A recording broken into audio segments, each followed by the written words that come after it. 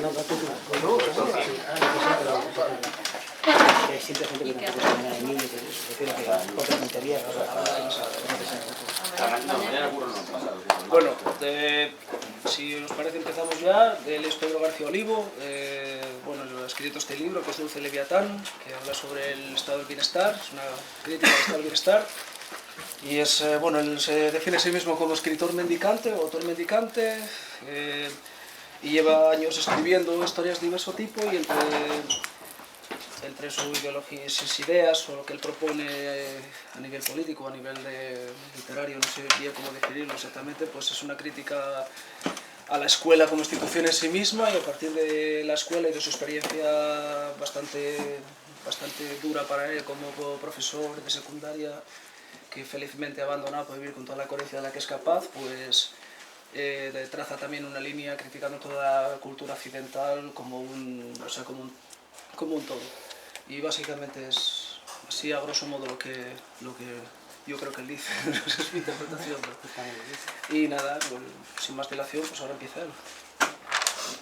Bueno, como siempre pido disculpas porque veréis que yo no soy un orador. Me gusta escribir, tengo ese vicio, pero no soy un orador. Me pongo nervioso y a veces tartamudeo incluso, y tengo problemas fonéticos a veces, que vengo de Murcia, de Cartagena. Antes de nada decir que este libro que se ha editado se regala a todos los colectivos sociales que tengan una biblioteca social.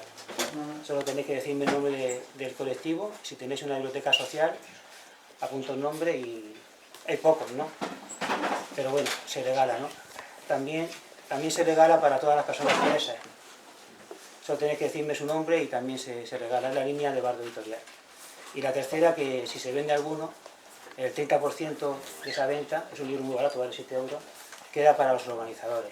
Porque es la línea que llevo siempre, de que yo no voy a presentar un libro de esa manera, de que todo sea un beneficio para la editorial, que también para mí nunca lo es, porque no tengo nada que ver con esto.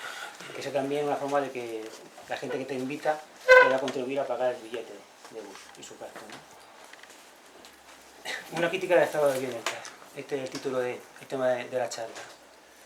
Nunca la he dado, solamente una vez, y me desvié de tema, ¿no?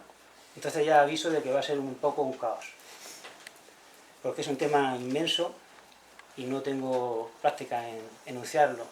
He dado otra charla aquí en Galicia, era a lo mejor la número 15 o 20 del mismo tema, con lo cual claro que me salían bien, ya me sabía hasta los chistes de memoria. Pero ahora estoy intentando ver cómo puedo en poco tiempo plantear un tema que aborda estas vertientes: críticos del estado del bienestar, sus víctimas, que las hay, y sus antagonistas, esa gente que sin decir que lucha contra el estado del bienestar, en su práctica diaria, en su práctica cotidiana u organizativa, está socavando algunos de sus principios. No importa que tú digas soy antibienestarista, a lo mejor en tu forma de buscarte la subsistencia en el medio rural o en la ciudad, etcétera, tu práctica no cabe en esas categorías, y tú, sabiéndolo o no, eres un antagonista, al menos conceptual, del estado del bienestar. Voy a empezar hablando de lo que es el estado del bienestar, y luego empezaré centrándome en las víctimas. Si tengo tiempo voy a los antagonistas. Si veo que ya habéis cansado, os paro y hacemos un diálogo y busco la forma de que salga después, ¿no?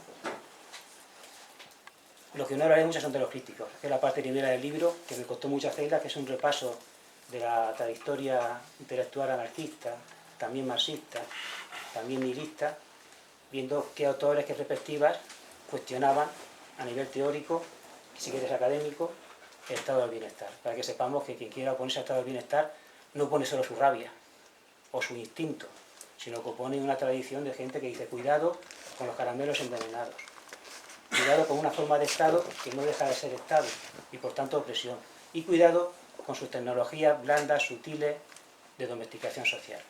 Este libro quiere salir a frente de movimientos como 15M, Podemos, ciudadanistas, que aspiran a eso, a un estado social, a una sociedad gestionada por el Estado, que a cambio del sometimiento de la servidumbre garantiza servicios. Bueno, el Estado, eso ya el Estado. Hay dos formas de definir el Estado. La más antigua, la más venerada, venía un poco de las dos formas críticas, de la teoría marxista, Marx y Engels, que te decían, allí donde hay propiedad privada y clases sociales, aparece el Estado para reproducir ese dominio de clases. El Estado esclavista reproducía el dominio de los señores, de los amos sobre los esclavos. El feudal, el de los señores sobre los siervos. Y el capitalista reproduce el dominio de los capitalistas, la burguesía, de los trabajadores. Era muy sencilla esa tesis y parecía muy sólida. Antes de que hubiera propiedad privada, no había Estado. La gente se organizaba de otra manera. Tiene que aparecer la propiedad privada de la tierra, de los medios de producción, tiene que aparecer una factura social y un dominio de clase y un Estado que lo produce. Era una teoría sencilla que gustaba porque era un poco hasta maniquea si quiere. Pero más tarde, sobre todo a partir de Clastres, antropólogo, Pierre Clastres, y en una línea que ya está Foucault, dicen, no, es al revés, hay que dar la vuelta a la cosa. Para que exista plusganancia, tiene que haber micropoder. Es decir, surgen de repente en las sociedades relaciones de poder, de dominación, de unas personas sobre otras. Surgen grupos que intentan controlar la vida de los demás, hacerse obedecer. Y entonces aparece el Estado. Y como consecuencia del Estado aparece, dicen esto, la propiedad privada, etc. Da igual, a mí me da igual. La verdad es que me importa un carajo lo que sea antes o después. Lo evidente es que el Estado siempre reproduce una fractura social. Todavía hoy hay formaciones comunitarias en América, África, Asia, donde no hay Estado, que están residuales, porque no hay fractura social. Si no hay un dominio de un grupo de hombres sobre otro, no se requiere un Estado, se dan formas de autogestión comunitaria. Y eso es verdad, el Estado siempre reproduce una fractura social y un dominio de clase, y es verdad que está vinculado a la propiedad privada. Hoy día tenemos dos versiones de Estado, el Estado social o el mercantil. El Estado mercantil apunta hacia el neoliberalismo, dice el mercado es saludable y la competencia es benefactora, y eso es un dios, y no hay que ponerle trabas al mercado libre y a la competencia saludable. Y si hacemos ese camino, vamos al crecimiento, a la libertad, etc. Y el Estado social dice, no, es más importante cohesionar a la población, integrarla, ocuparse de los más vulnerables, garantizar unos servicios básicos, una calidad de vida. Estas dos modalidades no son muy opuestas. El Estado social es mercantil, tiene mercado. Y el Estado mercantil tampoco se ocupa de lo social, solo que hace por otras vías, privadas, particulares. Se pueden alternar. Ahora nos están quitando el Estado social y nos quieren poner un mercantil. Es fácil que si luchamos por las calles, nos arriesgamos, nos ponen multas, nos detienen, consigamos que regrese el Estado que nos quieren dar en tiempos de crisis, a lo mejor, el Estado social. Y luego es fácil que nos lo quiten otra vez. Yo considero que son dos cartas que tiene la oligarquía sin más importancia, el Estado social o mercantil, que ni vamos a acabar en una ni en otra, son dos recambios, pero las dos reproducen el Estado. Habrá Estado, y habrá entonces dominio de clase. Quiero explicar de dónde viene el estado de bienestar a nivel conceptual e histórico. Yo creo que parte sobre todo del despotismo ilustrado. Esa máxima de decir todo para el pueblo pero sin el pueblo, viene a enlazar con la raíz del estado de bienestar. Despotismo porque siempre hay una coerción política, siempre. E ilustrado porque asume los conceptos de esta filosofía de ilustración, que son estos un poco someros, que la verdad es una cosa que está ahí, una cosa real, y que hay una capa de población, una minoría, que tiene la capacidad de acercarse a esa cosa, que es la verdad, colocarla encima de la mesa y difundirla a unas masas que viven en la oscuridad. Esto es el principio de las luces, que esta gente, esta minoría, esta creencia intelectual ilumina, da luz a unas masas que viven en el error, en la superstición, etc. A partir de aquí es preciso que las masas, que las minorías, sean como misioneros de la sociedad, que se ocupen de ella, a veces de forma un poco paternalista, si quiere. Y también se requiere creer que existe como un progreso necesario, si así ocurre, y que es bueno asumir la producción como la esencia fundamental del hombre. Somos productores y todo el progreso se basa en la producción, el crecimiento económico, etc. Estas categorías pasan desde el despotismo ilustrado a la actualidad, al estado del bienestar, casi sin cambio. Y luego el liberalismo, es otra de las fuentes de este engendro, ¿no? Ya en la Revolución Francesa hay un autor que se llama Antonel, que da la clave de la socialdemocracia, y es esta. Le dice, discutiendo con Babel, que era un comunista más radical, dice, mira, compañero, los dos eran revolucionarios, pero uno era ya alcalde dentro de la revolución, Antonel. Dice, mira, Babel, tú siempre defiendes el estado de comunidad, y eso es muy bonito, pero ¿no te das cuenta de que la propiedad privada ya no se puede extirpar de las gentes? ¿No te das cuenta que los europeos tenemos ya eso casi en nuestro ser genético, que es invencible? Todo más a lo que podemos aspirar, dice, es a un grado soportable de desigualdad en la fortuna. Esta es la esencia de la socialdemocracia. Un grado soportable de desigualdad en la fortuna. Pero Antonel habla de soportable en sentido ético. Es decir, un grado que no nos indigne. Habrá ricos y pobres, pero un grado que éticamente nos parezca soportable, admisible, en el sentido un poco de Rousseau. que todos tengan lo necesario y nadie en demasía, pero unos más que otros, ¿no? Esta es un poco la esencia de la socialdemocracia, y no vamos a invertir las relaciones sociales, no vamos a hacer la igualdad, sino a limar como mucho las desigualdades, pero que siga habiendo una explotación del hombre por el hombre, que siga habiendo una protección privada de la riqueza. Es el liberalismo. Más tarde la deriva del marxismo, que es muy importante. Detrás de estas proclamas está siempre la deriva socialdemócrata del marxismo, ¿no? Que viene de Bernstein. Bernstein, cuando critica a Lenin y al marxismo en general, hace una crítica correcta, dice Bernstein. Lenin, estás loco con tanta lucha violenta. A lo mejor hay cambios que no son tan violentos. Lenin, eso de la dictadura del proletariado, ¿por qué tiene que ser necesario? O Lenin, crees demasiado en la economía, la fuerza productiva, el desarrollo necesario, en la etapa de la historia. Hay una crítica socialdemócrata inicial desde el marxismo que es correcta a Lenin, que es correcta, muy correcta, desde el marxismo.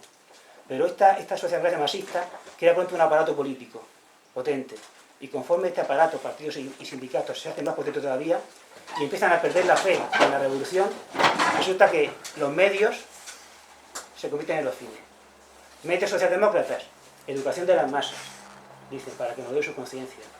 Mejorar las condiciones de vida de los obreros y de los más pobres, para que tengan capacidad el día de mañana para luchar, salir a las calles.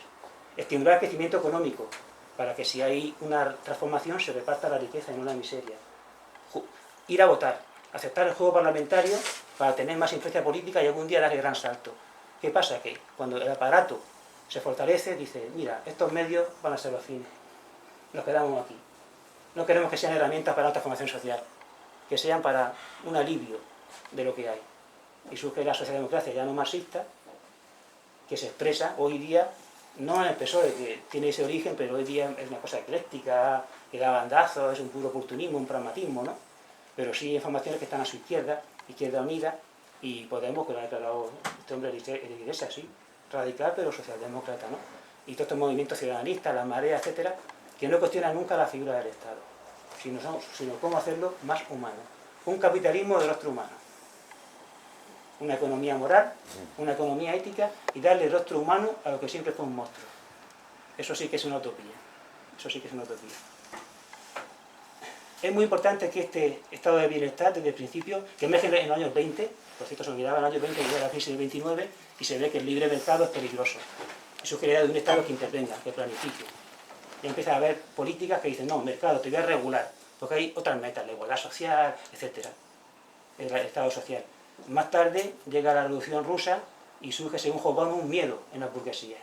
Dicen, hostia, tenemos miedo a que estas ideas se extiendan, porque mira tú cuántos países han quedado bajo ellas. Nos conviene aflojar la opresión del trabajador, nos conviene mejorar sus niveles de vida, para que no opte por la vía revolucionaria.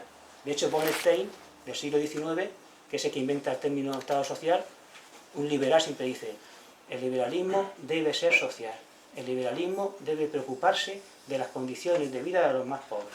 Si abandonamos la cuestión social, el liberalismo será devorado por una revolución. Para Bernstein, un Estado social es lo mejor para conservar el liberalismo y para evitar los riesgos de conflicto social. Bajo el miedo de la Revolución Rusa, muchos estados avanzan hacia el estado del bienestar. Y fue efectivo. Cuando ya desaparece el miedo, pueden girar al estado mercantil, porque no hay miedo. Y esto como están los trabajadores, ¿no? Y luego también la presión del movimiento obrero en una línea cada vez más pragmatista y más sistematizada, más reformista y menos radical, que ya se contenta, el movimiento obrero organizado, se contenta con una socialdemocracia efectiva. Tras esta idea surge una malla de mercenarios.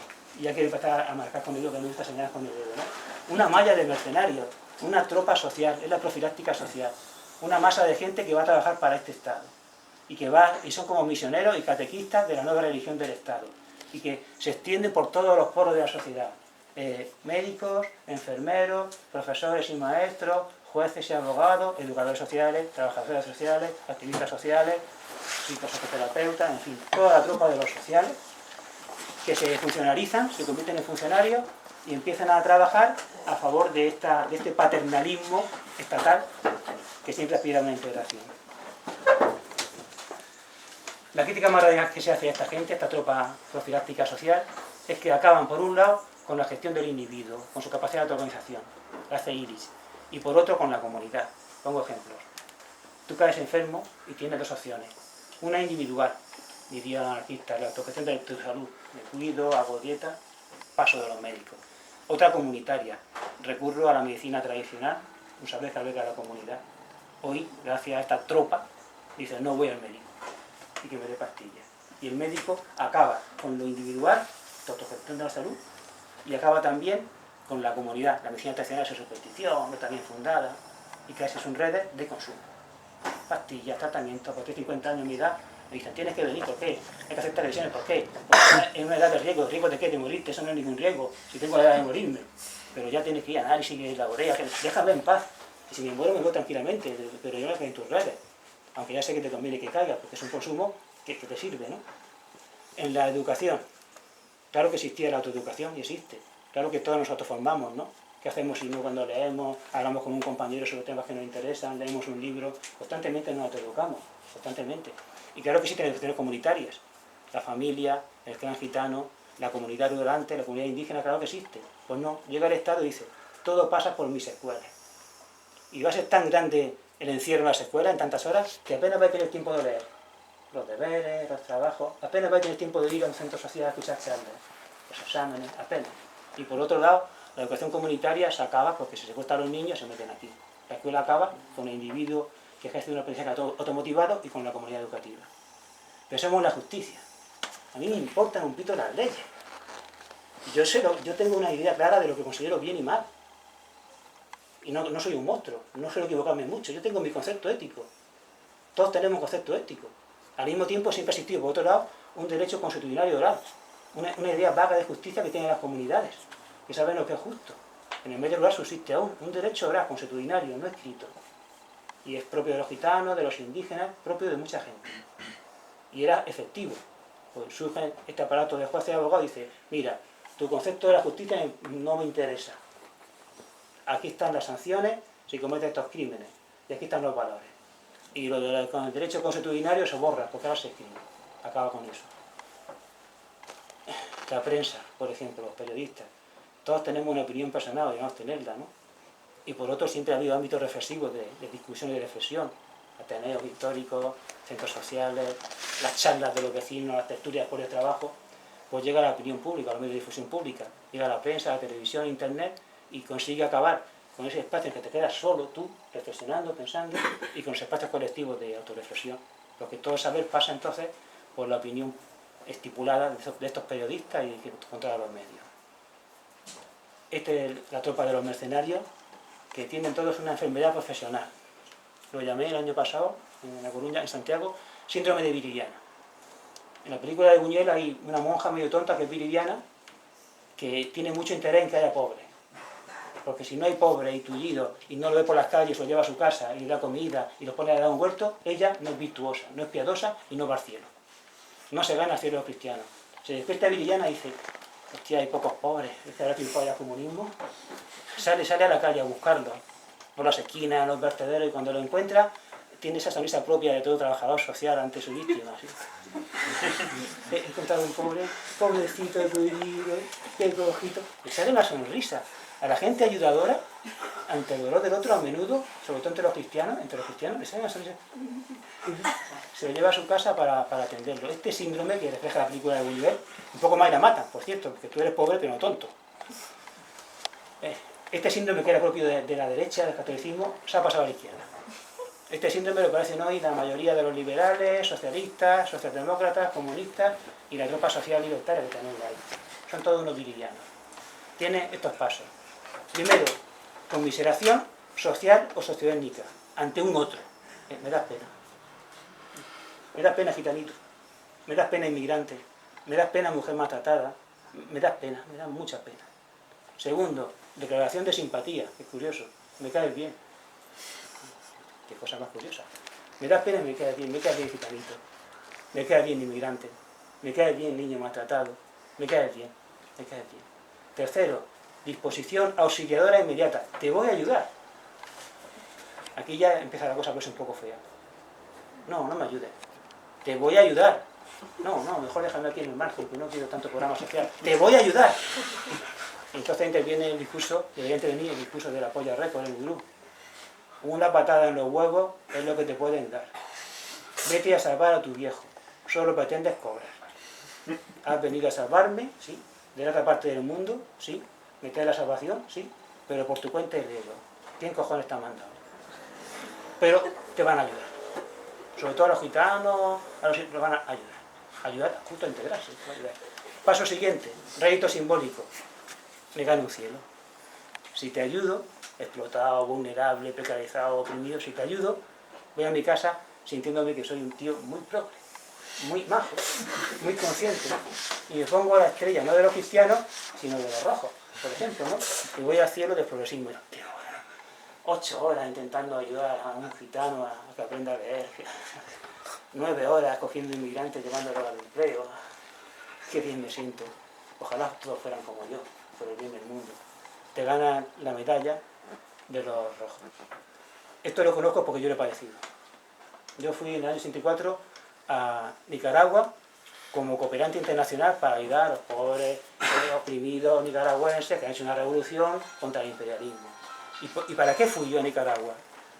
En un tiempo en el que tú ibas y no te daban como hoy en Chiapas antimosquitos, sino ametralladores. Porque hoy el turismo revolucionario recibe antimosquitos para la selva y entonces nos daban una ametralladora porque estamos en estado de guerra y yo iba a alfabetizar pero estábamos en peligro, ¿no? ¿Qué buscaba? Pues bien, hoy lo reconozco. Yo iba para regresar. Yo iba para regresar con la medalla puesta. La gente decía algo que, hostia, el Pedro cabrón este, se ha jugado la vida en Nicaragua, ahí, en Matagalpa, zona de guerra, con un AK soviético, a punto de morir, qué tío más majo, más solidario, más desprendido. Lo amo. Y ligué mucho y yo estaba deseando que hubiera más Nicaragua para ir poner unas medallas porque luego cuando hablaba era muy respetado, hostia, es que tiene un historial, el tío se fue ahí, habían muerto algunos vascos y todo, solidarios, entonces la gente moría, ahora se mueren de risa en los campamentos zapatistas, los caracoles, antes morían de balas, ¿no? Rédito simbólico. Ya empezamos con lo turbio. También hay siempre un usufructo económico, político y cultural. No se puede disimular. Por ejemplo, en el caso indígena. Me gusta mucho indígena, te voy a ayudar indígena, pero es que esta organización tiene que tener también medios, ¿no? Es que yo no como del aire, es que voy a comercializar la quinoa. Voy a comercializar tu música, tu medicina natural, tu termascal, tus drogas también, ¿no? Voy a hacer una película sobre ti. Voy a hacer una tesis doctoral. O un reportaje fotográfico para exponer en las ciudades y que sea conocido. Por un lado está la agrofármaco-piratería, que ya los indígenas se defienden, es decir, no vamos a hablar con los blancos de nuestras medicinas, que luego llega al laboratorio y la patenta. No vamos a hablar con los blancos de nuestras semillas centrales en la medida en que no están ya localizadas y circulan por mercados de élite, encima de todo de élite. Eres tan progre y tan majo que tomas quinoa o un producto que viene de la selva de Colombia, que es muy sano y que ha sido de alguna forma robado al indígena y está enriqueciendo un negocio de izquierdas para élites. Soy tan anticonsumista que caigo en un consumo de productos bio, eco, orgánicos, etc. Más caro, ¿no? Y el rédito cultural está claro. Yo mismo escribí un libro sobre ello.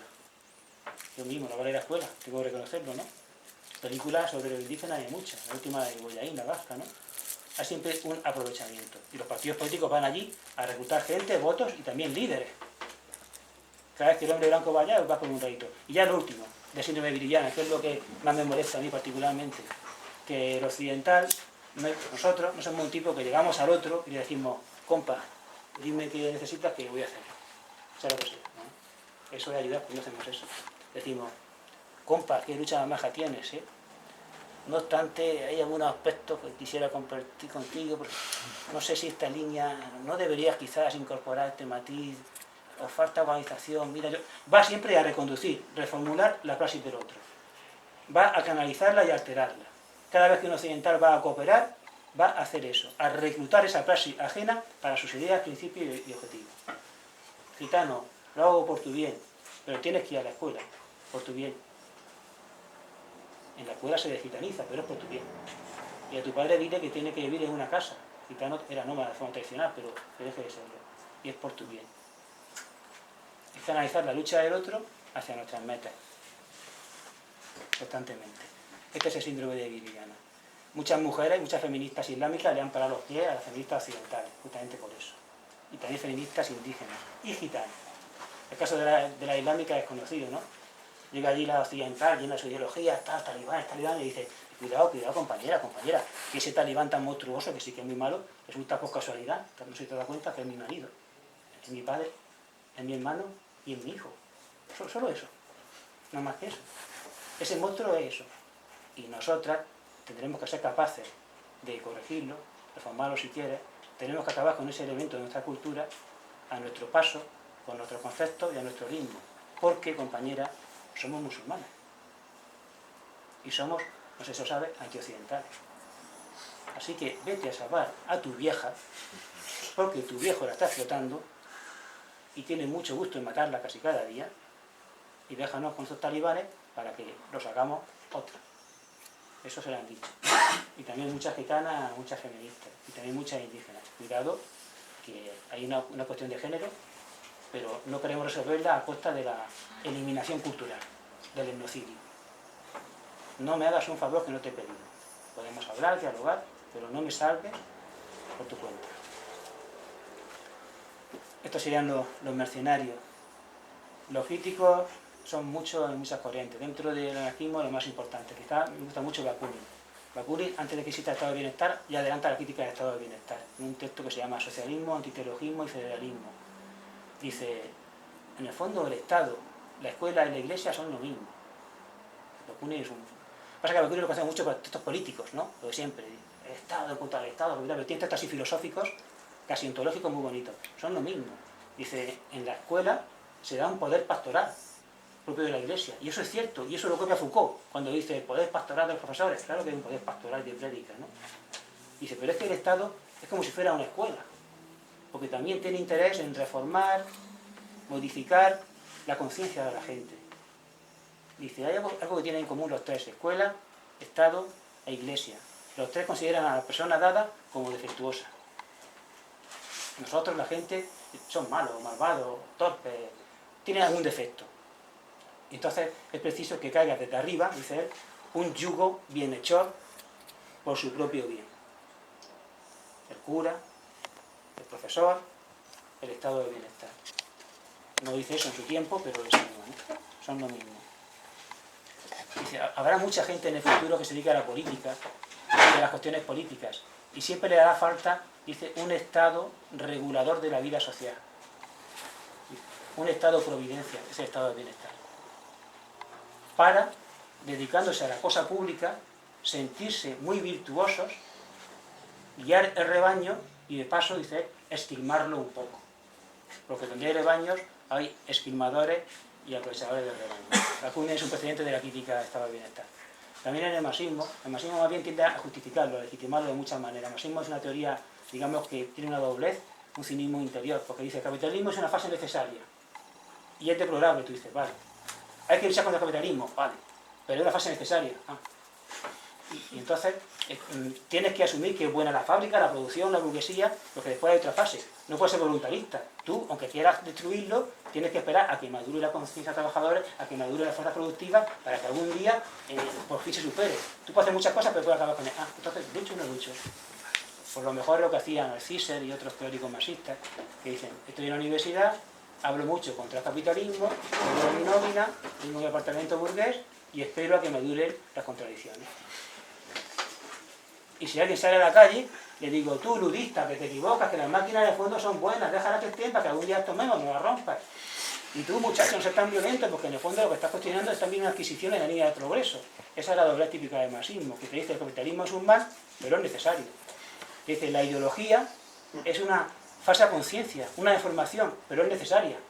Porque en cada fase de la historia hay ideología. Y tú dices, oye, Althusser, cabronazo. ¿Y tú cómo te das cuenta de que el otro está alienado, mitificado e ideologizado? ¿Tú no tienes también una ideología? ¿Tú estás fuera de la historia? ¿Eres una luz? Dice Althusser. Resulta que el marxismo es una ciencia. Pero así, el marxismo es la única ciencia verdadera. Tiene que haber una historia marxista, sociedad marxista, y como es una ciencia, anuncia la verdad. Y yo, como he estudiado, pues sé que estáis vosotros, compañeros, mitificados, alienados e ideologizados. Pero es necesario que lo estéis en esta fase del capitalismo. Luego el obrero hará la evolución y por fin llegará a la verdad. Eso es un discurso de la verdad. Aún así hay marxistas heterodoxos como Karl Popper, como Benjamin, que sí adelantan una crítica de la socialdemocracia como instancia de desmovilización. y de conformismo, también te lo encuentras. Son líneas masistas heterodoxas y minoritarias que apuntan hacia la cristianización de la praxis, pero están Hardcore, Benjamin y unos pocos más, algunos en Frankfurt, pero la mayoría es llegar a un punto socialdemócrata, que es la pequeña desviación. Adorno, Horkheimer, en la universidad, gente de izquierdas, tal y como están las cosas, lo más que podemos hacer es, en nuestra práctica universitaria, utilizar la universidad contra ella misma, una pequeña desviación, un pequeño cambio de tono. Y esto es lo más que podemos hacer, muy bien, perfecto. Vas todos los días a la universidad, cobras tu nómina, das a tu clase en un tono diferente y estás cambiando el mundo. Aquí hay una doblez en el máximo. Otros textos que vienen de la biopolítica, critican el estado de bienestar, sobre todo Foucault, que te dice, mira, es que el poder no es el Estado, siempre. Da igual que el Estado sea grande o pequeño, da igual. Da igual que el Estado sea interventor o no, porque por debajo del Estado, por debajo o al margen, hay relaciones de poder y de dominio, hay dispositivos, están las familias, están las escuelas, hay un montón de escenarios en los que de verdad se gestiona la población y se la domina, y se controla su salud, su número, cuestiones de población, su sexualidad. El hombre está sujeto, está dominado bajo el capitalismo, pero no tanto por el Estado concreto, esos partidos, ese gobierno, y da casi igual que sea social o mercantil, sino por estas relaciones que operan por dispositivos y por instituciones y que nos dominan. Así que vamos a dejar de pensar en el Estado, grande o pequeño, y vamos a cuestionar la Iglesia, la escuela, la familia, las instituciones donde poder se ejerce. Ahí también hay una crítica fuerte al estado de bienestar, como diciendo, eres secundario, no es verdad que seas el mejor.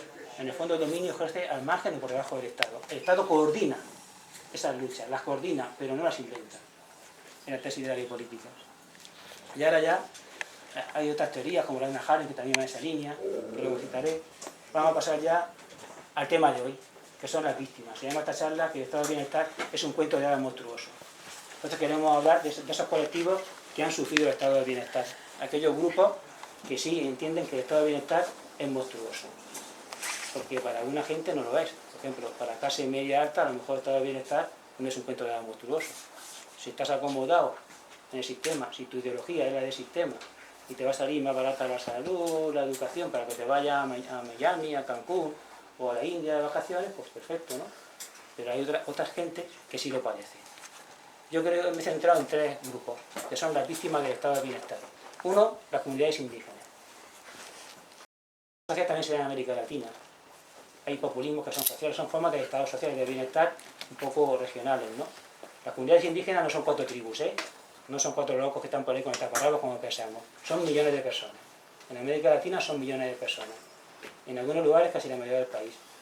En África, aunque hablamos poco de ella, en África negra, el sistema de aldeas son comunidades indígenas todavía.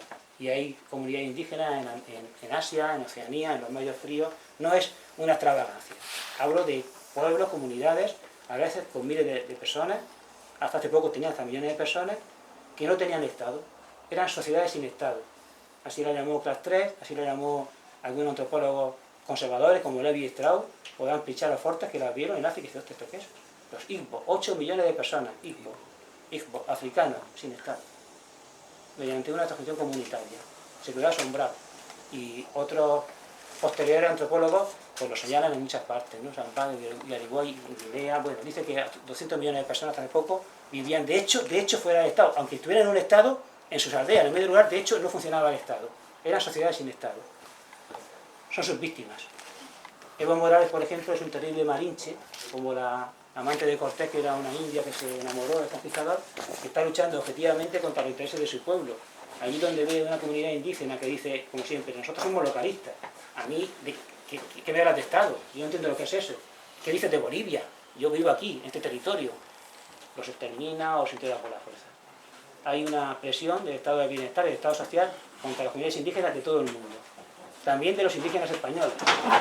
También de esa gente, de esas comunidades rurales que subsisten en medio un poco de montaña, como los que yo vivo, que tú ves que son ahí sus abuelos, sus ancestros, que son indígenas, por ejemplo, yo pensé que indígenas de Sega o indígenas de las montañas vascas, y que se han organizado siempre con ayuda mutua, dicen en vasco Ozolán, con asambleas populares, dicen Barreche, y que hasta hace 3 décadas las tenían en funcionamiento, pero el Estado se va sacando de ellas, son sus víctimas.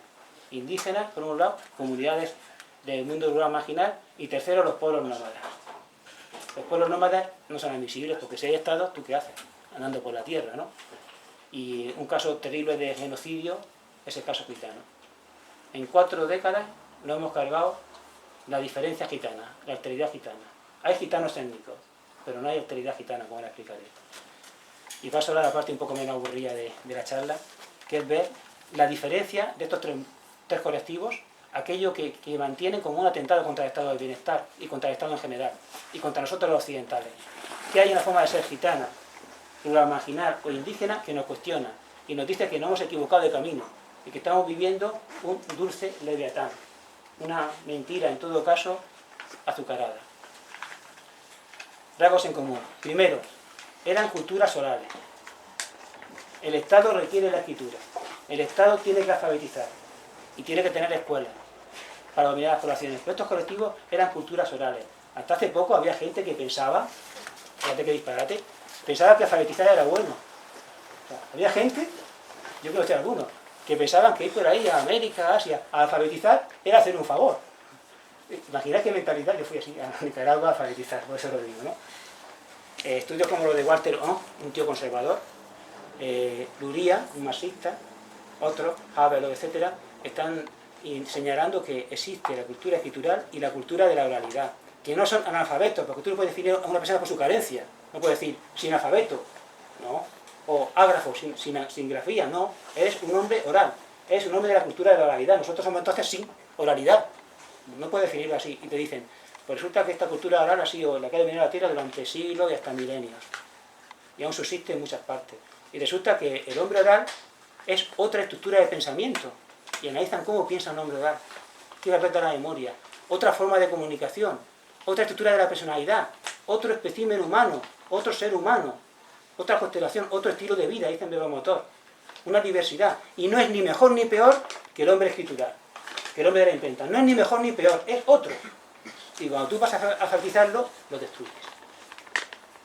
Cuando tú vas a enseñarlo a leer y escribir, aunque sea en su lengua, lo destruyes, porque destruye esa psicodinámica específica del hombre oral. Esto es muy importante. Todos los estados tienen que alfabetizar. Y el estado del bienestar dice que es obligatoria al máximo y debe ser gratuita, encima de todo gratuita, esa destrucción de los restos de oralidad, que en España no hay muchos, pero sí hay muchos en África, Asia, América, etc., ¿no? O en Venezuela, por ejemplo, hay muchos, ¿no? Y dicen estos antropólogos o lingüistas, y el hombre oral tiene incluso rasgos positivos favorables en comparación con el hombre de la escritura. El hombre oral, por ejemplo, no maneja abstracciones. Nosotros hablamos de derechos humanos, libertad. Yo le digo a Basilio, pastor analfabeto, que es mi profesor, mi maestro en el medio rural, Basilio, tú eres libre. Y dice, ¿eso qué es? ¿Eres libre? Te digo yo, ¿eso qué es? Que se dice, que tampoco lo sé. Digo, libre. Dice, no sé, Pedro, yo estoy suelto. Es muy diferente una cosa que otra. Dice, largo el tiro sin amo. Ahí hay un hombre que no maneja abstracciones, un hombre que va a lo concreto, estoy suelto. Le digo a Felipe, zapoteco, indígena, Felipe, tú eres libre, dice, ¿eso es bueno o malo? Digo, muy bueno, dice, me alegro que sea bueno, me había asustado. Y los gitanos han hecho de la libertad, en el sentido de ir de un lado para otro, una cosa muy concreta. La libertad gitana es algo muy concreto, es libertad de movimiento y libertad de buscarse la vida en autonomía, cantando, robando al payo, claro que sí, cantando, robando al payo, con espectáculos, artesanías, pequeño comercio, pero en autonomía. No me mande a la mina, no me mande a la fábrica, no me mande al mar. Esa es la libertad, que es muy concreta del gitano. Dice Bakunin, si miras para atrás, toda la historia de la humanidad ha sido terrible masacre y matanza en nombre de una abstracción. Cualquiera. Patria, muertos. Estado, muertos. Estado-nación, liberalismo, muertos. Estado de derecho, ahora mismo, muertos. Es que no hay Estado de derecho en Irak, ni en Afganistán. Democracia representativa, muertos. Dice, las abstracciones tienen un poder genocida y altericida. Y el hombre oral no usa abstracciones. Hay un pacifismo intrínseco en el hombre oral. Yo te puedo matar a ti o a ti, pero mato poco. Porque mato por una desavenencia, mato por un rencor. Cuando matas por una idea, ya son genocidios. Hasta el tiempo de tirar la bomba en Nagasaki. Porque matas por una idea. Y eso es una abstracción. Porque el hombre oral es pacífico. Dice Cioran, habrá que vestir luto por el hombre el día en que desaparezca el último iletrado. Por lo menos por el hombre oral. Y ya nos lo hemos cargado. Gracias al progreso, la educación, la escuela, etc. Hace Luria un experimento con los analfabetos, digámoslo así, y los alfabetizados. Les pone 3 cositas. La foto de un árbol, un dibujo de un árbol. una llave inglesa y una sierra de hierro con el puño de madera. Y le pregunta, ¿qué veis ahí? Y dicen los hombres alfabetizados, naturaleza, largo, herramientas. Y digo, Felipe, ¿tú crees en la naturaleza? Y dice, otra palabra, Pedro, ¿qué es eso? Y digo, mira eso. ¿Qué? Eso. Eso es un árbol, Pedro. Yo veo un árbol, no veo la naturaleza. Eso es el sol, Pedro. Pues dicen ellos, naturaleza, herramientas. Y dicen los orales, madera, hierro, madera con hierro. Porque ellos evitan las categorías, los esquemas, son así. Al mismo tiempo, el pensamiento oral es como situacional, como operacional, contextualista. Dice Basilio, digo, ¿tú piensas, Basilio? Dice, no sé lo que es eso, Pedro. De pensar, dice, mi pensamiento está en las cosas que hago. Por cada cosa tengo un pensamiento. Yo nunca estoy diciendo la libertad, la revolución, las masas, el proletariado. Él está haciendo cosas y su pensamiento está en las cosas que hace. Y es situacional. Este pensamiento también es bastante antiabstracto. Luego, el hombre oral es muy comunitario. Porque tú, un hombre de la escritura, si tienes que construir un camino, tal, puedes decir, esto es muy complicado, un camino. Sacan el bolígrafo, sacan la libreta, pros, contra, tipo de suelo, clima. Tienes un gráfico y dices, pues sí, va a ser por aquí. Pero ¿cómo hace un hombre oral? Es rico, con su cabeza. ¿Cómo en su cabeza hay un hombre oral puede decir, camino, tal? ¿Cómo lo hace? Requiere al otro. Requiere a los otros. Para decir, yo pienso que por aquí, pero ten en cuenta el camino, así que hay en charcos. Entonces así, de forma así, es como piensa. Y eso fortalece hasta el extremo lazo comunitario. A veces hablo de la asamblea maya indígena. Lo conté también el año pasado, que es un escarnio y una burla de nuestras asambleas, porque nuestras asambleas es un ejercicio brutal de dominación y son risibles. Es lo mejor que tenemos, y lo mejor que tenemos es una mierda. La asamblea maya. Yo asistí a ellas, a una de ellas, en Guatemala, pero la describe George Lapierre en El mito de la razón, un libro de Licorno. Tú llegas allí y dices, asamblea, asamblea, asamblea. Y se juntan hombres, mujeres y niños. Y empiezan a pegar gritos, a hablar, y están ahí los ancianos. Y tú estás ahí, entonces, ¿cuándo va a empezar la asamblea? Los ancianos se levantan, se mueven por los grupos de personas que le paran de hablar, los niños entran, salen, las mujeres entran, salen, los hombres igual, siguen así, traen pasta, traen café, y dicen, ¿cuándo va a empezar la asamblea? Luego dices, hostia, sí, que esto es la asamblea. Esto es la asamblea. Tiene que decir por dónde va a hacer un camino. Pasan así horas, puede pasar días. Esta gente es rica en tiempo. Solo rica en tiempo, pero es muy rica en tiempo. Así que pueden estar un día, 2 días, porque no es prisa. Nosotros, como somos esclavos del reloj y de los trabajos, no tenemos tiempo, ellos tienen tiempo. De repente se hace un silencio, y todos se ponen a ajustar los silencios. La casa en la cabeza. Parece que el pueblo, pero de repente por ahí, todos para allá. Y sigue la asamblea, y tú estás desesperado, pero aquí, ¿qué pasa? Hasta que llega otro silencio, se ponen así, ese es más largo, dura más, y de repente los ancianos se levantan y dicen, ¡ay! Se acabó la asamblea, estamos de acuerdo. Se acabó, estamos de acuerdo. Nadie habla, porque todo el mundo ya tiene claro por dónde va a ser el camino. Mientras solamente uno tenga una objeción, una duda, hay que seguir hablando con él. Yo pensaba, lo interpreté mal hace unos años, pensaba que ahí era que cada uno tenía la teoría e intentaba convencer a los demás. Pero esta forma de pensar del hombre escritural no, es que estaban pensando. Yo pensaba un poco como un occidental, digo, uno dirá por acá, otro por acá y tiene que convencerse. No, es que no tiene ni puta idea. Que se pueden hablar para que entre todos, has tenido en cuenta el camino, tal, entre todos, al final es un acto de reflexión colectiva. Luego exige la comunidad. Luego en estas comunidades, igual con los gitanos, igual en el mundo rural marginal, que se juntan a la costa del pueblo para decir cualquier cosa de ganado, en estas comunidades no hay individuo. El hombre oral no tolera el concepto a nivel epistemológico, ontológico, su filtro central de individuo. Son comunidad. Y cada persona es una fibra de comunidad. Nosotros somos individuos, puros individuos.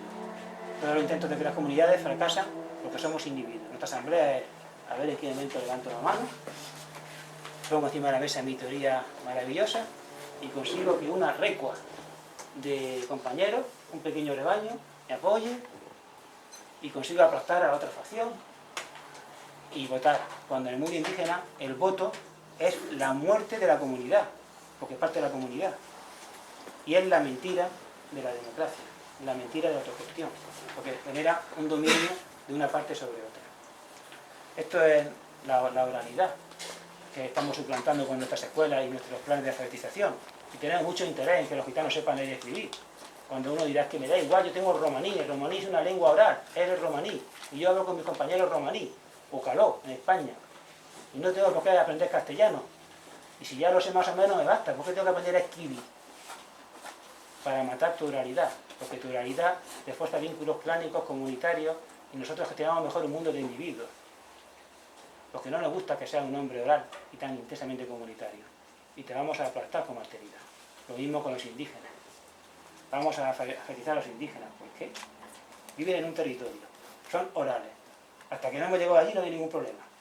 Hemos llegado a quitar las tierras y hay un problema. Queremos que se privaticen y hay un problema.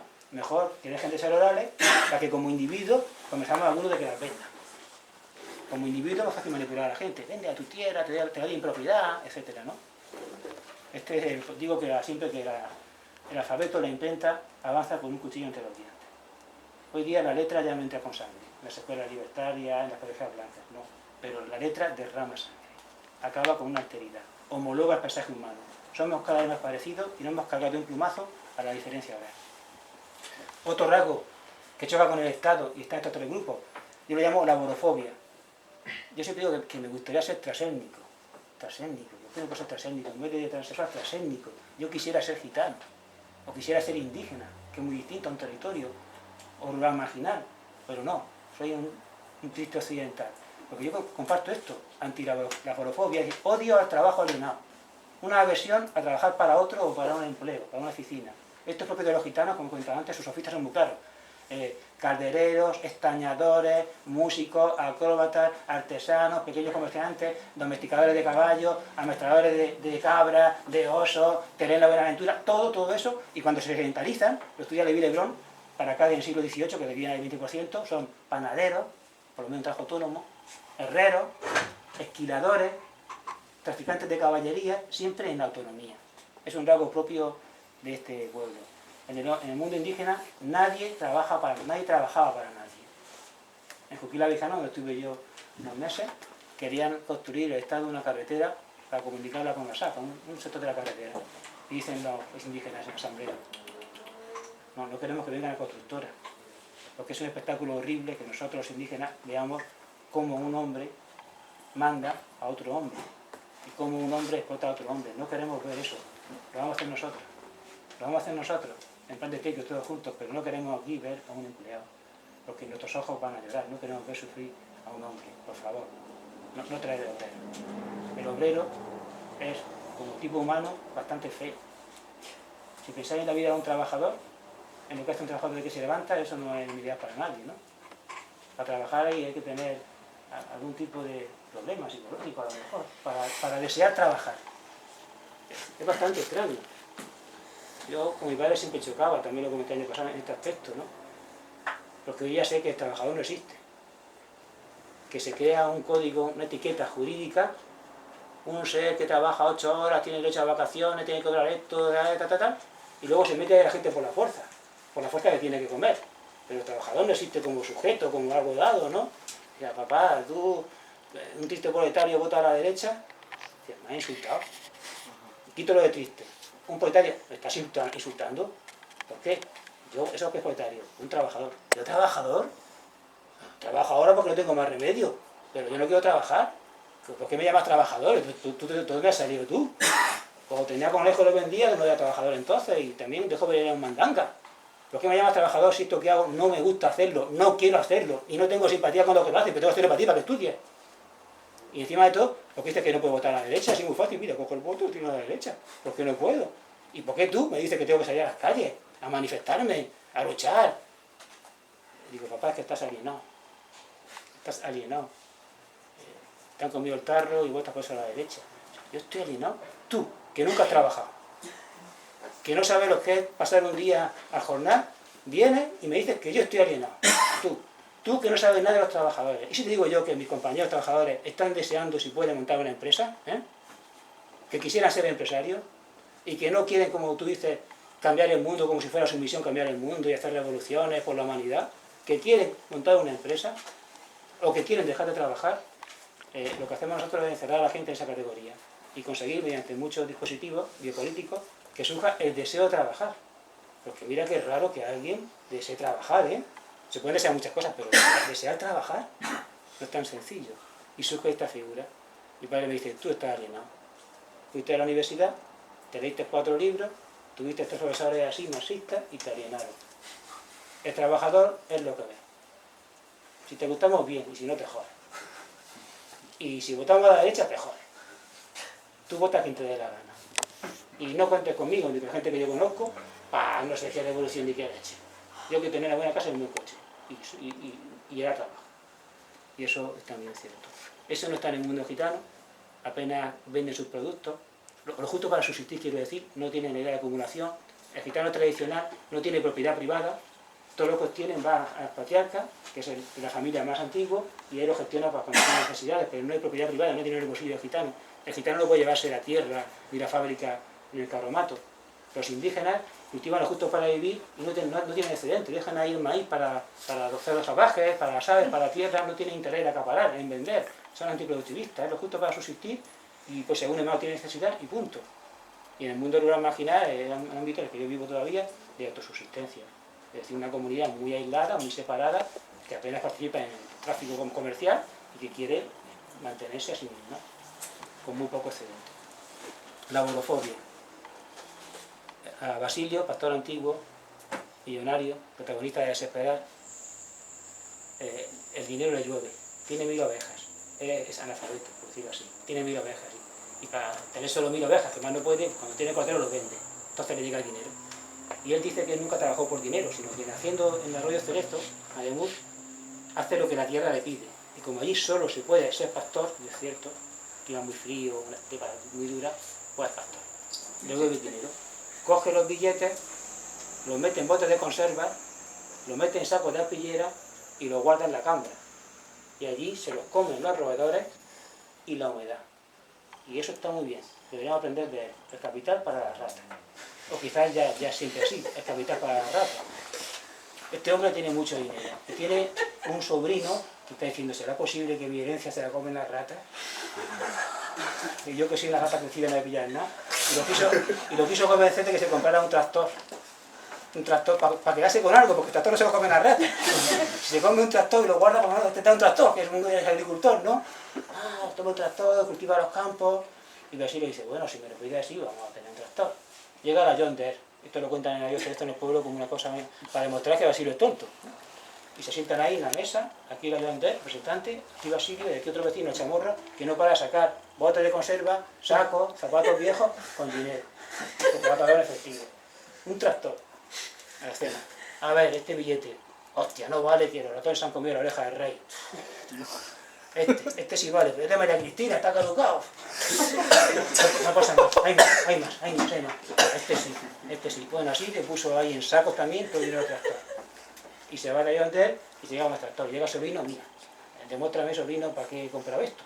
Dice, mira qué faena más rentable, más limpia. Mira, y hace la demostración. Está hablando. Llega Basilio, se agacha, mete la mano en la tierra, está un ratico así, la coge, coge la tierra, la mira y dice, la tierra padece esta labor. Yo voy a seguir con mi caballería y con mi arado romano. Encierra el tractor en el almacén, digo yo, del progreso. Y ahí se queda, ahí está. Porque Basilio no tiene interés en producir más, en rentabilizar más, en tener ganancias, sino en vivir. Cultivar un poco para sus ovejas, por según día y nieve. Y lo que da el tractor es una lesión de la tierra a cambio de una mayor productividad. Esta gente está más en este concepto laboral y productivista. Otro rasgo de estos tres mundos, el sentimiento comunitario. Para un indígena la localidad es una unidad ecosocial en la que todo es gente. Es gente él, pero es gente también el árbol, el río, las piedras, todo es gente y todo tiene alma. Y hay que mantener siempre la armonía ecosocial, y es como una piña. Han nacido allí, son localistas, radicales. Han nacido allí, son de allí. El resto del mundo no le importa, no le interesa. Quieren vivir allí y su objetivo es que no haya problema. El problema es un mal que acecha a la comunidad y elige a un hermano para que haga mal a otro hermano. Y toda la comunidad tiene la culpa del problema. Por no haber visto por dónde iba la cosa, por no ser capaz de prevenirlo. No tiene la culpa el hermano, como en nuestro Código de Justicia. Y toda la comunidad tiene que reunirse, hablar para superar el problema. Yo no he visto nada parecido. Ahí hablaba con esta gente y no la entendía. De hecho, sus lenguas son intersubjetivas. Ellos nunca parten de yo. Y no tienen complemento directo, que supone al otro. Es siempre la comunidad. Son sujetos plurales. Yo y los ancestros, yo y el río, nunca parten de yo. Pues las traducciones la deforman, ¿no? Un ejemplo, yo digo, no me escuchas, o yo te hablo. Un maya nunca diría eso, diría nosotros. Pues yo te hablo parte del yo y el completo directo diría nosotros. Yo hablo y tú escuchas. Y si no me oyes, digo, no me oyes. ¿Qué pasa? Te golpeo la cabeza, no me oyes, no me oyes. Yo, el sujeto arrogante y el otro que falla, no me oyes. Yo dirían, nosotros no. No, yo hablo y tú escuches. Un fracaso de la comunidad. Esto es muy difícil de entender, pero es así. Es que allí realmente no hay individuos. Y el mismo lenguaje refleja esa prevalencia de la comunidad. Este sentimiento comunitario es enfrentado por el Estado. El Estado tiene muchas dificultades para gestionar comunidades, y más localistas, que dicen, no queremos otra cosa que no haya problema. No tenemos interés en el crecimiento económico, ni en la productividad, ni en el avance de los derechos humanos. No queremos ser parte ni siquiera federal de ningún proyecto extraño, de otros hombres, en otras tierras. No pertenecemos a ningún Estado. Hay que acabar como sea con este sentimiento comunitario y crear individuos para que luego voten a partidos concretos y instalen la maquinaria del Estado, aunque sea de bienestar. En el mundo gitano es el clan. Los niños gitanos se forman en 4 generaciones, de forma tradicional, 4 generaciones gitanas. Y dicen que aprenden jugando en el trabajo. Un niño gitano no va a la escuela, aprende jugando en el trabajo entre 4 generaciones. Sus primos, sus tíos. Y el clan es lo fundamental. Cualquier ataque a un miembro del clan lo responde al clan mismo. Otro rasgo importante de esta gente que va contra el Estado, derecho consuetudinario. Esto se empieza a investigar. Pensábamos que los gitanos, decimos, eran unos salvajes que iban por ahí, que se vengaban, que en vez de justicia era venganza. No. Se ha estudiado ahora, sobre todo en Granada, en un centro que se llama Centro para la Paz y los Conflictos, que vincula a la universidad, lo que llaman la cris romaní, que es un derecho jurídico, un derecho oral consuetudinario que aplican todos los gitanos del mundo, y que es el mismo en Colombia que en Noruega. Esto es muy curioso y muy sorprendente. Una forma de derecho oral consuetudinario transnacional gitana, que es justamente lo contrario de nuestros códigos de justicia. Y no se vienen con ellos. Para esta cris romaní, como decía antes, la clave está en el problema. No es una justicia vengativa, no es abstracta, no dice, estas son las obligaciones y estas son las sanciones. Estos son los crímenes y esta es la penalidad. No estipula nada. Es una justicia contextualista. Para cada caso concreto, una resolución concreta. No importa que haya contradicciones con otras. Hay en cada caso concreto, sin máximas, sin normas generales, restablecer la armonía. Y todos los clanes gitanos tienen que ocuparse de eso, desde el principio. El problema que surge tienen que debatirlo los gitanos como los indígenas a todos los niveles de sensibilidad, en las familias, en los círculos de compadrazgo, en el trabajo, hablando, pasarlo por la asamblea, volver a hablarlo. Y al final, la comunidad llega a un acuerdo sobre cómo resolver el problema, cómo reparar la armonía, que un tribunal llamado la CRIS, en el que están los ancianos, y hay unas mujeres asesoras, que a veces son asesoras y tienen poder directivo, las dos cosas, que deciden lo que la comunidad ha resuelto de hecho. Esto va en contra de nuestros códigos de justicia que estipulan deberes, obligaciones y sanciones, porque no lo hay. Solamente hay un problema que hay que resolver. Pasa en los 3 mundos. Lo marginal tradicional, romaní, alguien, Patricia Romero, está por internet el estudio de estos procedimientos, ¿no? De cómo se gestiona la justicia, y se presenta como una aportación, fíjate tú, del mundo gitano a la resolución pacífica y dialogada de los conflictos. De aquí el romaní como una aportación para la superación de nuestros códigos de justicia. Y es similar a la indígena que yo he estudiado y he visto en Sudamérica. Y también a la rural marginal. En el medio rural marginal, donde no había terratenientes ni latifundistas, y eran todos casi iguales, y eran un poco comuneros, comunalistas, los problemas se resolvían así, hablando, dialogando, y no había una máxima, esto no se hace, esto corresponde. Derecho consuetudinario que es hostil al estado de bienestar, o cualquier tipo de estado, que tiene una ley positiva. Cuando hay un problema en el clan gitano, está prohibido recurrir a la ley del Estado. Tienen su procedimiento.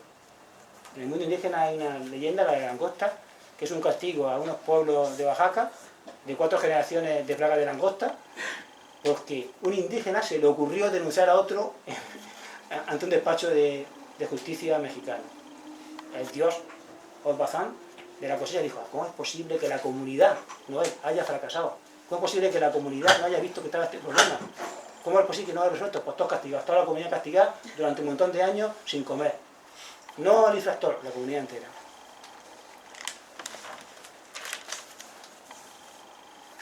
Educación comunitaria. Esto también es muy importante. El estado del bienestar se basa en la escuela. Dicen escuela pública y escuela gratuita. dicen escuela de calidad. Estos mundos hostiles, estas víctimas del estado de bienestar, se basan en educaciones comunitarias. Antes pensábamos que si no había escuela no había educación. Como si la humanidad no se hubiera educado hasta el siglo XIX, porque la escuela surge en el siglo XIX, ni por el capitalismo. Antes no se educaban, eran todos salvajes, eran primitivos, eran órdenes. Existían educaciones, pero comunitarias, que son otra forma de socializar a los jóvenes, subjetivarlos, molestar sus costumbres, transmitir el saber. Es siempre una educación de, en y por la comunidad. Toda la comunidad educa a toda la comunidad durante toda la vida. No hay una franja de edad que coja sin cierre. Nosotros occidentales llamamos a educar a eso. Dice, toda la población occidental que tenga entre 5 y 15 años va a ir todos los días a esta parte que llamamos escuela, por obligación. Eso no existe aquí. Todo el mundo se educa a sí mismo. Decimos, esta franja de edad son niños. Y dice Eli, tampoco existe la niñez. ¿Quién ha visto alguna vez un niño? ¿Quién ha visto un niño? Hay hombrecitos, gente de corta edad y de corto tamaño. Pero si tú coges a un hombrecito y lo vistes de payaso, con colorines, palmeras, soles, elefantes, y lo marcas como niño, para que sepas que eres un niño, luego pantalón corto. Y luego creas el concepto de niño. Niño es aquel que viste como un payaso y que hasta los 16 años no puede trabajar. Es aquel que ya también ese concepto jurídico, ya tiene unas cosas para escolarizar. Allí donde veis un niño, ¡pum!, a la escuela. Los niños tienen que ser escolarizados porque están vacíos. Para los indígenas el niño nace lleno. Le llaman, en algunas lenguas mayas, el extranjero. Ha acudido un extranjero. Tenemos que observarlo largamente y después de 2 o 3 años podremos aprender de él y enseñarle algo. Porque los niños nacen llenos. El niño gitano desde que nace está suelto. Los padres tienen un poder, pero está suelto entre los padres, los tíos, todos los que eran, jugando, trabajando. El niño gitano, como si en la película de Tony Garley, Divertí, no le gustan los pantalones cortos. ¿Qué me quiere disfrazar a mí? Y no le gustan las tonterías esas que ponemos a nuestros niños. Viste como sus padres, trabaja como sus padres, sufre como sus padres y fue perseguido históricamente y gaseado en Auschwitz como sus padres. Porque no existen niños gitanos, sino hombrecitos gitanos de corta edad.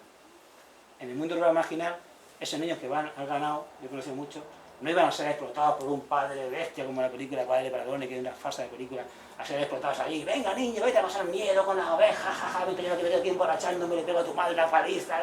No, el niño iba libremente muchas veces, iba a aprender, a educarse.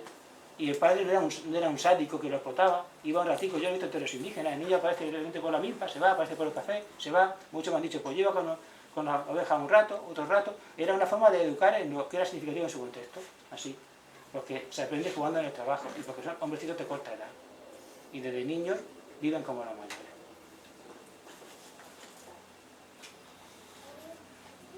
Educación comunitaria, ¿no? No hay, por tanto, prisioneros a tiempo parcial. Todo estudiante en Occidente se define como un presidiario a tiempo parcial. La máxima educativa occidental es esta. Tú, individuo, eres una mierdecita. Perdón. Tú no vales nada. Tu mujer, cuando tengas un hijo, debes saber esto. Me has parido un súbdito. Gracias, muchacha.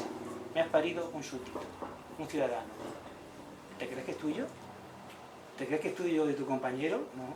Todos los días voy a tu casa, lo cojo y me lo llevo a mis centros de reforma moral y de transformación de la conciencia. Y lo tengo ahí 8 horas o 7. Luego te lo doy cuando esté cansado y esté hecho polvo para que le des de comer. Y me ahorro dinero, ¿sabes? Le das de comer. Y al día siguiente te lo quito otra vez y así toda la semana. Para no eliminarlo el fin de semana que corre un poco con sus amigos. Y un mes de descanso en verano, ¿verdad? Pero me has parido un súbdito. Y como te ponga este secuestro diario, te quito la patria potestad. Sobre todo si eres de clase baja, tienes antecedentes, consumes droga. Porque estás obligada a darme a tu niño todos los días. Esto no ocurre en la educación comunitaria. El niño está suelto, no hay prisionero a tiempo parcial. Tampoco hay mercenario. Todo profesor es un mercenario. En la excepción del diccionario, ¿no? Dicen, ¿qué es un mercenario? En lo económico es aquella persona que dice declararse una cosa justa, noble y pasa factura.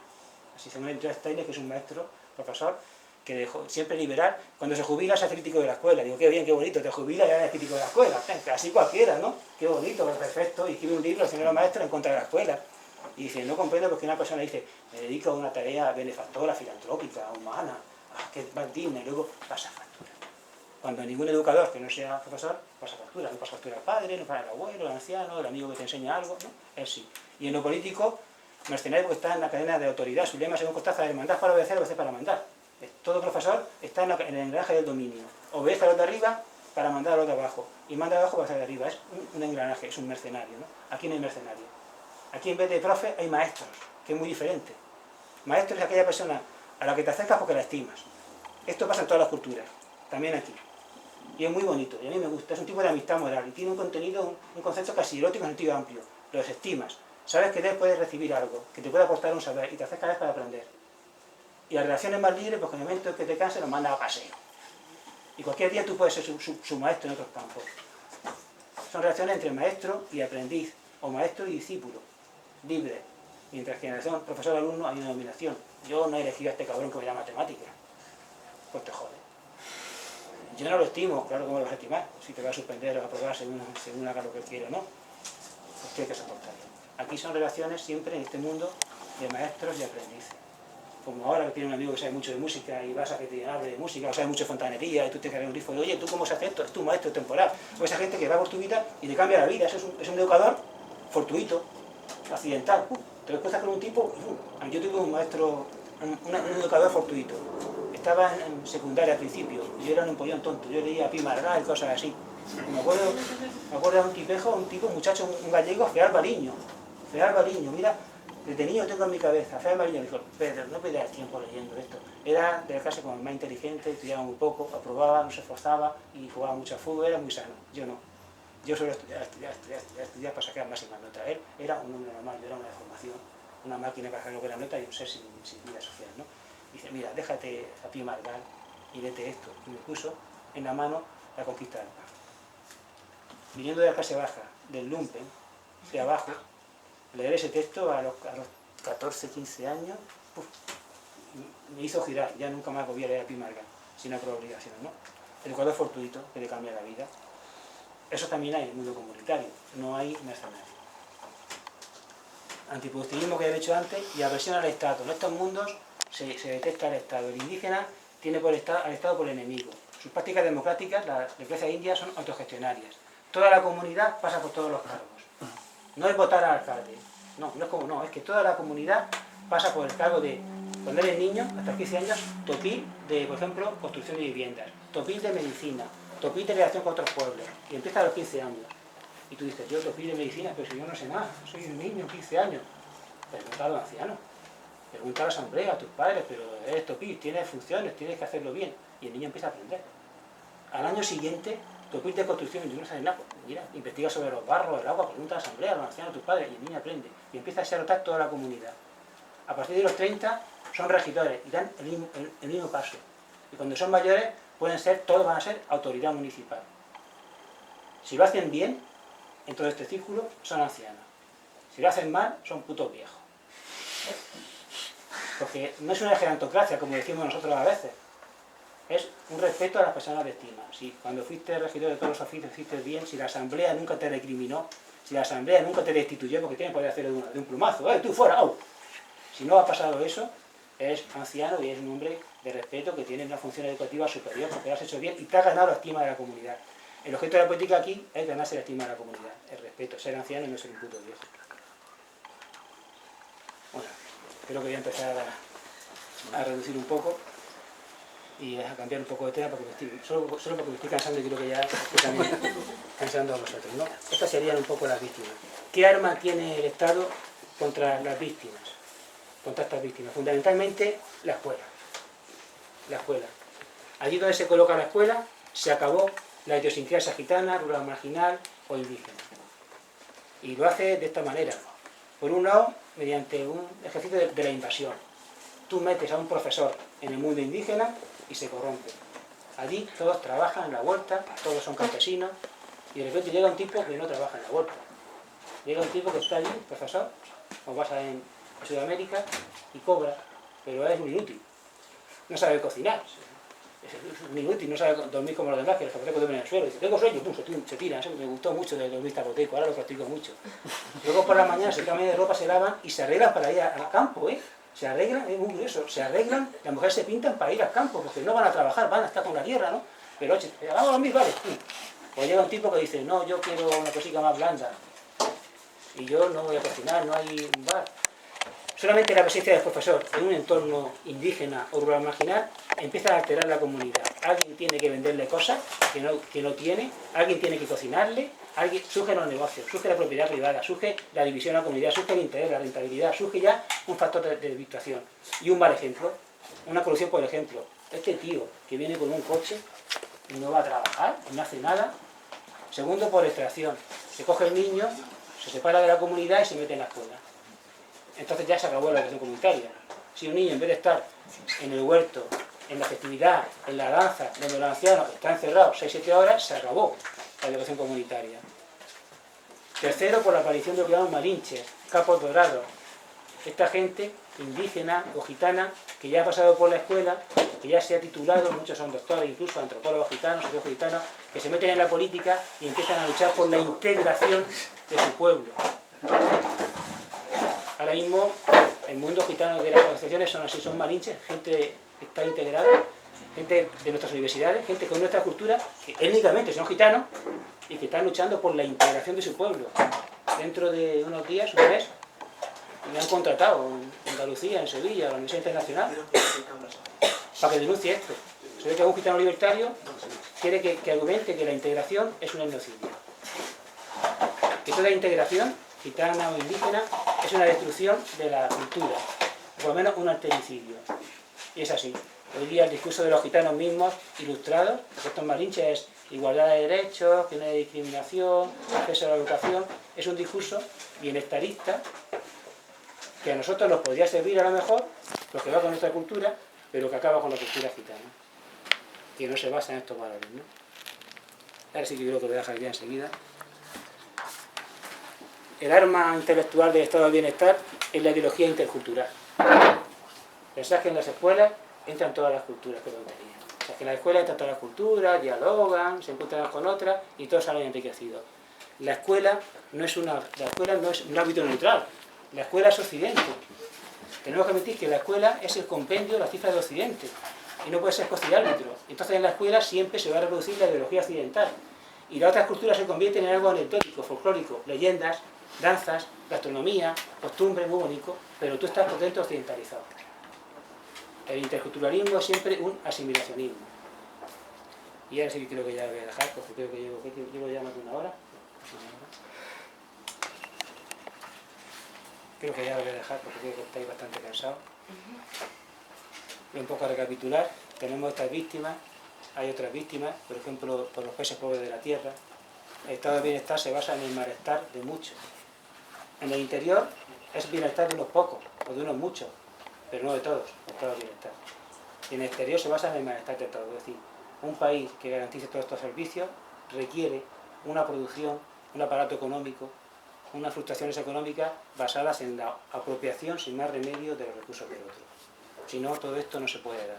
Es decir, el estado de bienestar occidental requiere el malestar del tercer mundo, por ejemplo. Y no es conseguir un estado de bienestar planetario, porque entonces la biosfera diría, no puedo. Diría el ecosistema, yo me voy, ahí os dejo, hombre. No puedo garantizar a todo el mundo todo esto. Y esta aspiración a crecer sin parar. Ni siquiera el estado de bienestar es sustentable. Yo creo que ya termino ahora, sí. La alternativa a esto no puede venir de fuera. Es decir, no puede venir de un viridiano. Un tipo que te diga, voy a construir sujetos sociales. Bajo a los barrios, bajo a la aldea, reúno a la gente y yo, la luz, voy a construir sujetos sociales, sujetos colectivos. Ya que no hay sujetos, yo voy a formar grupos de contestación. Porque es verdad que nos hemos quedado sin sujetos. Pensábamos que era trabajador y vemos que el trabajador quiere acomodarse en este sistema. Pensábamos que era estudiante y vemos que el estudiante no existe. Es una edad, es un camino, un transcurso, libre verde y luego se acomoda. Pensábamos que era un marginado y vemos que quiere integrarse. Pensábamos que el subconsciente era transformador, que si liberábamos el deseo y nos emborrachábamos y nos drogábamos y el psicoanálisis cada fuerte lo escondido, algo cambiaría. Hemos visto que nuestro subconsciente es muy cutre. Llegas a psicoterapia, te abre el cajón de desastre subconsciente y dices, quiero tener un coche muy grande. No, sí, no. Me gustaría comprarme una casa en Budapest, en la orilla de Danubio, un subconsciente. Yo quiero hacer amor con todos los seres, muy bien, muy bien. Dice, voy a cerrar el cajón de subconsciente porque tampoco cambia. No hay sujeto. Pensábamos que la mujer, hay muchos autores que dijeron que la mujer sí, que está más cerca de la tierra, de la vida, por la maternidad, su capacidad de ser madre, que la mujer puede cambiar el mundo, que es diferente, y yo siempre digo Margaret Thatcher. Y luego si hay alguna feminista radical, alguna queer, añado, hay quien dice que Margaret Thatcher es una mujer. Y así ya queda salvo de cualquier crítica, ¿no? Y las feministas nos dicen, no me cargues con una fantasía quizás masculina. Porque eso de la revolución, de la transformación, eso de la utopía, es una cosa que viene, me parece, de Marx, Engels, Bakunin, Kropotkin, una sarta de trigo. Y a lo mejor carga sobre mis espaldas una labor que yo como mujer no he elegido. Lo que sean las mujeres tiene que decirlo las mujeres. Y va a ser un proceso plural, contradictorio y complejo. No me cargues con esa fantasía. Tampoco la mujer nos va a salvar. ¿Quién nos va a salvar? Los indígenas. Chiapas, Marcos. Y te dicen los indígenas, cuidado, nosotros no somos un universal, eso me lo han dicho a mí. Nosotros no somos la esperanza de nadie. Nosotros queremos mejorar las cosas aquí y para nosotros. Si esto os sirve, bien, pero no somos un universal. En segundo lugar, Occidente no nos interesa. ¿Dónde está el sujeto? No hay sujeto. Si no hay sujeto, y no puede venir nadie a la asamblea, nadie que venga de 15M, de esos movimientos, a decir, voy a organizar, lo meto en un sitio, pongo muchas pancartas por aquí, voy a intentar movilizarlo. Si no podemos crear en estos misioneros, en estas luces exteriores, hay un dicho taoísta muy bonito que dice, apaga ya esas claridades, deja de marcar a la gente el camino que deben de seguir. Mi camino es tortuoso.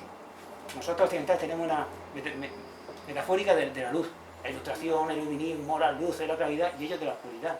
Mejor la oscuridad, hay cada uno por su túnel, trabajando, haciendo nuevos túneles, que no la luz que viene de fuera. Si no admitimos ya a los constructores, solo queda una cosa, y aquí acabo de verdad, que es la autoconstrucción.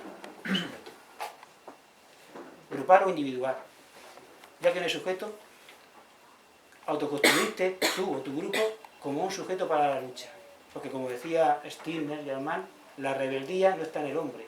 Ahí se equivoca Bakunin, que pensaba que sí. La rebeldía debe ser deseada. Tú tienes que desear ser un rebelde. Tú tienes que desear, si quieres, ser un disidente. Y eso supone una autoconstrucción. Primero, arrancarte el sistema que tú eres. Porque el sistema no es una abstracción a pesar de la culpa. El sistema es nocivo y yo estoy aquí tranquilo. El sistema tiene la culpa de todo y yo voy a torturar a uno en mi clase. El sistema es asqueroso y tengo una empresa. El sistema y vendo por gusto. Como si el sistema no estuviera en ti, en cada acto de compra, en cada acto de venta, en cada acto de obediencia, o en cada acto de mandar, o de trabajar, o de desear trabajar. Tú eres el sistema. Yo siempre digo que todos somos el sistema, todos somos Bárcenas, por ejemplo, todos. Y entonces la función consiste en arrancarte, como garrapatas, esos girones del sistema, descodificarte. A nivel individual o grupal. Es que no veo otra alternativa lógica. Y desear ser rebelde. Enfrentarte a tu futuro, a tu praxis, como una escultura a la roca. Concebir la vida como una obra. Entonces, un sujeto que sea capaz de autoconstruirse para la lucha, y esto es un compromiso ético. Los anarquistas tienen compromiso ético, no son sádicos. Sade dice, soy una moral, hago lo que me da la gana, y puede violar, y puede matar, porque es realmente un ateo, y es realmente un amoral. Pero el anarquista dice, el libertario dice, hay cosas que no me consiento. Yo, por ejemplo, que no quiero ser explotado, no quiero explotar. Yo, que no quiero obedecer, no quiero mandar. Yo voy a intentar tener relaciones comerciales de trueque, de ayuda mutua, sin esperar el beneficio. Esto es un compromiso ético y es un cristianismo quizás de segunda generación, sin Dios, pero sí, pero lo es, porque es moral. No te gusta este mundo por razones morales, piensas que hay otro mejor, ya está el mal y el bien, y hay que admitirlo, si no, no hay lucha, si no hay adaptación o sadismo. El discurso neoliberal sí que es amoral, el mercado, la competencia y cada uno tiene libertad para comprar, vender, trabajar, fijar precios, no hay cuestiones. Y Sade dice, hago lo que quiero.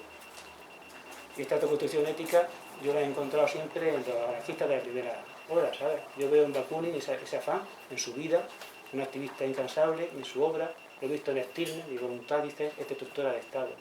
lo he visto en Kropotkin, un texto pequeñico que se llama El Estado, precioso, lo he visto en el anarquismo, y en algunos vástagos postmodernos del anarquismo, lo he visto en Foucault, lo he visto en Deleuze, hay una trayectoria, ¿no? Y ahí lo dejo, ¿no? Esta idea de la autoconstrucción, que tiene exponente, esto no es una abstracción. ¿Dónde se da hoy día esa autoconstrucción ética? Por ejemplo, se da, creo, en aquella experiencia de autogestión rural que merece ese nombre. Cuando una gente dice, me voy de la ciudad y me voy a un campo para intentar vivir de lo que produzco, para escapar del empleo, que es muy importante, escapar del empleo, y escapar del mercado en lo posible, ahí hay una voluntad de autoconstrucción de un nuevo sujeto. Porque ese sujeto no es el que requiere el estado de bienestar. Eso es un poco una burbuja, una separación. Vivir en mi huerto, aspirar a la autarquía hasta donde sea posible y sobre todo escapar del trabajo. Lo hay en la ciudad, en esos grupos que le llamo yo con cariño ratas de ciudad o buscavidas, que sobreviven sin trabajar y sin querer trabajar. Se dedican a reciclar alimentos a pequeños desórdenes en la propiedad, digamos, ¿no? Pequeños... en fin, expropiaciones, pero que tienen claro que ellos no quieren trabajar y que ellos quieren escapar de la producción, que ellos no van a estar vendiendo y comprando. Ahí también hay que ir en este sujeto. En las experiencias educativas no escolares, en hechos históricos como la APO en Oaxaca, de repente hay una toma popular del poder, no saben dónde van a ir, no lo tienen claro, no son ni marxistas, ni anarquistas, ni nada, solo saben que no van a votar, que no quieren a los alcaldes, y al final son pasados por las armas. Ahí era un intento feroz de construir un sujeto de verdad, en autoconstrucción, porque no tenían destino. Lo hay en la guerrilla postmoderna que conocí en Colombia, dice un guerrillero, después de 40 años nosotros ya, ELN, una facción, no vamos a tomar el poder. Y tampoco queremos pactar con el Estado. Ya no vamos a hacer ninguna revolución, no creemos en eso. No creemos en la toma del poder, un Estado, no creemos. Pero tampoco nos vamos. La guerrilla va a ser un espacio inmunológico. Si hay aquí en Colombia gente que no puede respirar el capitalismo, que no puede vivir el capitalismo, tendrá aquí un grupo de gente, aquí en la selva, que va a pegar muy pocos tiros, que va a escribir quizás mucho y difundir mucho sus ideas, y será una experiencia de vivir aquí en la clandestinidad porque no puede respirar los daños. Lo creamos para servir de espacio inmunológico a los que se asfixian en un orden capitalista, aunque sea de carácter social, ¿no? Ahí también la guerrilla se autoconstruye como sujeto, se reconstruye, se descodifica. Podría seguir poniendo ejemplos. Y en todos los individuos, eso, que tienen por objeto escapar, por objeto de vida, escapar del empleo y escapar del mercado. En la línea de los clínicos antiguos de Diógenes, que no es tan difícil. En el País Vasco hay una discusión, renta básica sí o no, es como si tuvieras que elegir entre trabajo o renta básica, que la tienen ya, ¿no? Hay una opción, ni renta básica ni trabajo. Buscar la autonomía, hasta donde sea posible. Es una carrera al margen que no puede ser instantánea, pero hay gente hoy que corre hacia el margen, y hay gente que corre hacia el centro. Hay gente que está más sistematizada que otros. El Podemos, el 15M, todo esto es un esfuerzo por llevar el margen a la periferia y de la periferia un poco al centro. Y sus líderes tienen unas ganas locas de estar en el centro, en el poder. Y hay muchos también libertarios, etcétera, que quieren el día de mañana convertirse en socialdemócratas y dan clases en la universidad, tener buenos empleos, corren hacia el centro. Y otros corren hacia el margen, que el margen es un horizonte, nunca se alcanza de todo, pero lo que te convierte en sujeto en la autoconstrucción es que tú corres hacia el margen. No hay plazo, no hay ritmo. A lo mejor estás aceptando una subvención durante un tiempo, pero tú tienes la voluntad de dejarla. Eso es lo importante. Y estás viendo el momento, ¿no? Y estos colectivos objetivos corren hacia el margen. Porque solamente en el margen se produce la autoconstrucción de ese sujeto. Claro, esto, lo que estoy diciendo es que si la lucha sigue o continúa, también es verdad que ha devenido rareza. La lucha es muy rara. Que son muy pocos los que hoy quieren conscientemente correr hacia el margen, aunque lo hay, ¿no? Yo creo que lo dejo ya, empezamos a orar, porque esta hora de la siesta no son muy buenas. Vamos a una charla, quizás a las 8 sí, pero esta hora veo unas caricas ahí de la digestión trabajando. Eso, si hay alguna asociación que tiene, si hay alguna biblioteca social, que espero que no haya muchas, porque si no los debates me van a matar. Ahí en el País Vasco francés se me ocurre decir lo de los presos, mira que soy torpe. Porque Bardo me publica un libro, yo no gano nada, pero por lo menos que recuperen lo que se han gastado, y además lo venden a 7 euros. Y voy y digo en Bicitoki, en Iparralde, que si alguien conoce un preso que se lleve un libro, 17.